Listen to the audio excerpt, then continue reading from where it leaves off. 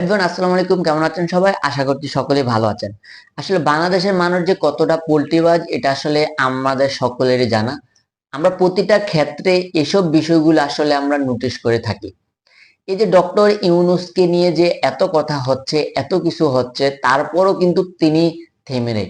তিনি কিন্তু যুক্তরাজ্য এবং বিদেশি যে কূটনৈতিকদের সাথে সরাসরি তিনি মিট করতেছেন এবং বাংলাদেশের বর্তমান পরিস্থিতি হিসাবে তিনি উদ্বেগ প্রকাশ করছেন এবং বাংলাদেশের বর্তমান পরিস্থিতি কিভাবে সুন্দর করা যায় এবং ভবিষ্যতে কিভাবে সুন্দর একটা নির্বাচন করা যায় সেটা নিয়ে বিভিন্ন দেশের সাথে, বিভিন্ন কূটনৈতিকদের সাথে তিনি কিন্তু সরাসরি কথা বলতেছেন।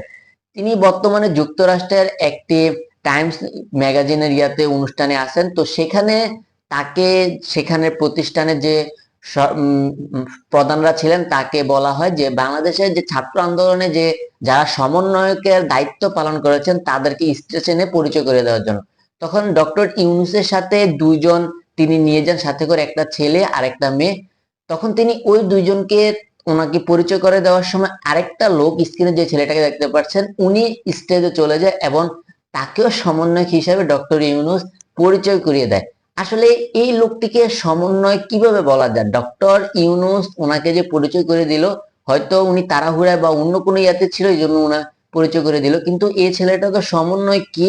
ছাত্র আন্দোলনের সময় তার কোনো ভিডিও, তার কোনো পোস্ট, তার কোনো অ্যাক্টিভিটিস আমরা কিছুই দেখি নাই। আসলে এক কথায় বলতে গেলে এই ছেলেটা কোনো সমন্বয় কিনা, তাও তাকে পরিচয় করে দেওয়া হয়েছিল সমন্বয়ক।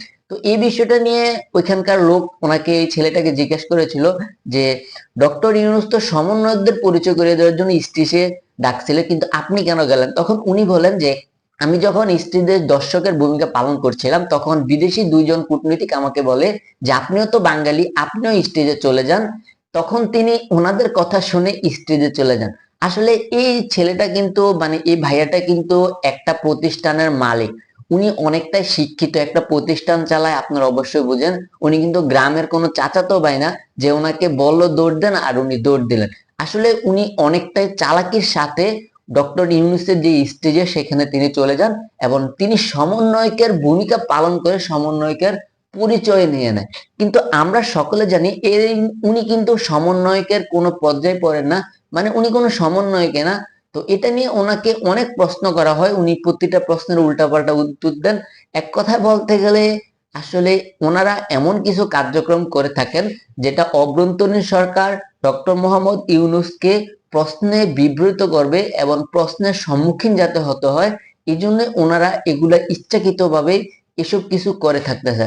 আসলে এই ছেলেটা শুধু যে একটা সাধারণ একটা প্রতিষ্ঠানের মালিক এমনটা নয়, এই ছেলেটার সাথে আওয়ামী লীগের একজন নেতার আপনার ছবিও কিন্তু ইতিমধ্যে ভাইরাল হয়েছে, যে সকলে দাবি করছেন এই ছেলেটা হয়তো ছাত্রলীগ বা অন্যান্য যুবলীগ ইত্যাদি দলের সাথে উনি অবশ্যই সম্পৃক্ত বা সম্পর্ক আছে ওনার, কেননা ওনার সাথে যেহেতু একজন আওয়ামী লীগের বড় নেতার ছবি ইতিমধ্যে ভাইরাল হয়েছে। তো সকলে এটাই দাবি করতেছেন যে ওনার সাথে অবশ্যই আওয়ামী লীগের কোনো না কোনো কালেকশন আছে।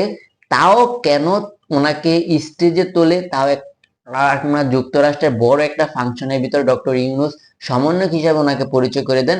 আসলে সর্বশেষ কথা হচ্ছে ওনারা আওয়ামী লীগের লোকে, তাও ওনারা বারবার ডক্টর মোহাম্মদ ইউনূসকে বিভিন্ন প্রশ্নের সম্মুখীন করার জন্য এইসব অপকর্মগুলো করে থাকেন, যাতে সবাই ডক্টর মোহাম্মদ ইউনূসকে ঘৃণা করে, ওনার বিরুদ্ধে দাঁড়ায়, ওনাকে প্রশ্নের সম্মুখীন করে। এটাই হচ্ছে এই লোকগুলোর মেন উদ্দেশ্য। তো আজকে ভিডিওটি এ পর্যন্তই। ভিডিওটি ভালো লাগে চ্যানেলটি সাবস্ক্রাইব করে রাখবেন, পাশে থাকা বেল বাটন অন করে দিবেন। ধন্যবাদ সবাইকে।